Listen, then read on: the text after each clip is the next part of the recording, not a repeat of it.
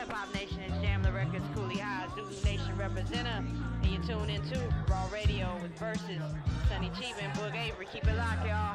I am Classic Hip Hop, Radio 2 Atlanta, rawradio.com, where hip hop is grown. Sonny Cheeba, aka Workmatic, aka Filthy McNasty on the ones. I got my mans right here.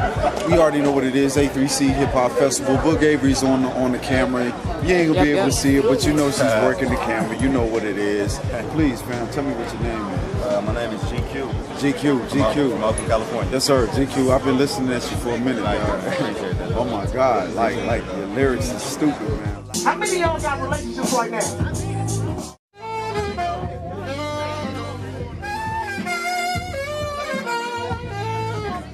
I gotta be honest with you, man. You said some stuff that's resonated with me. You had the audacity to put your ex in your lyrics, and you tried to tell your ex this. So please elaborate, because a lot of us dudes, we go through this. I mean, me being single, I'm out here, you know what I'm saying, trying to find the one. And I know the experience that you went through, you know what I'm saying, it's a big thing to have somebody support you in the craft and the art that you're doing.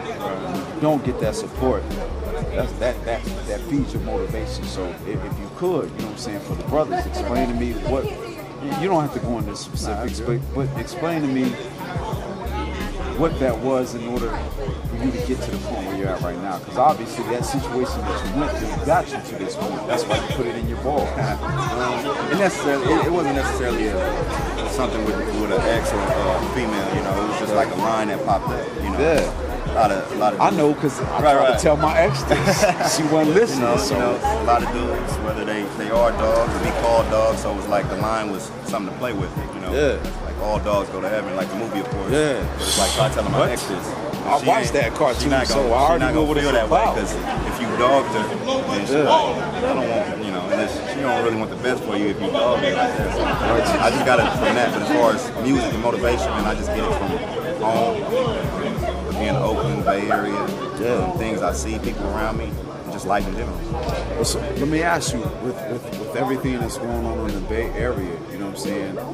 I know the hip hop thing is far from few, because all we know is, for the most part, is too short. But I mean, you're attempting to establish a name for yourself, you know what I'm saying? And of course, you know what I'm saying, resonate with the Bay Area from Too Short to E40. Right. So give me an impression of what is it that you're trying to do in this hip hop game that's not necessarily taken away from the Bay Area type of music, but obviously you're really in this hip hop things, and me hearing your music, it's like I didn't get a Bay Area feel from this, even though I can hear the voice. Yeah, I can hear the voice of the Bay being in your voice, but it's like I didn't get a Bay Area, you know what I'm saying, type of feeling from this. This is just you just speaking from the heart. And that's what it is. You know, it's just speaking from the heart. Not even just the Bay Area. I think a lot of times in music or in anything in life, it's easy to become trendy or follow people and not necessarily do your own thing. You know, where we're from, or where I'm from, it's always things happen. And I sat down with Knife one time. Nigga, the GQ's that next nigga.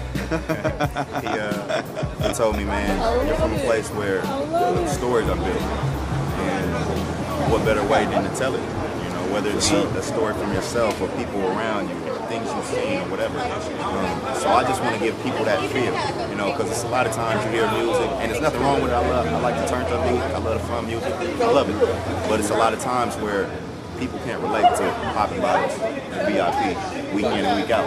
But they can relate to my bills might not get paid today. Oh my God. I might not be able to feed my child today. Wow. You know what I'm saying? Well, I have a lot of friends and family and everything, and dealt with a lot of situations all around me. So I'm like, I got to speak about this.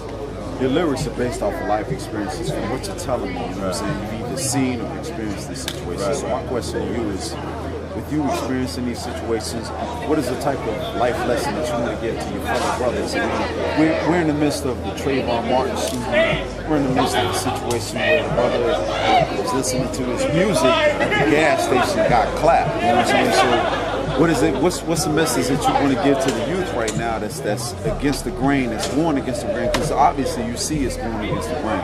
know what I'm saying? We're at a point where, like Tupac said, where I'm not trying to ask for assistance. I'm just gonna bust through your door and take your shit. You know what I'm saying? So with you coming from Oakland and you being part of the, you know what I'm saying, the movement of the Black Panthers, and you seeing, experiencing the Rodney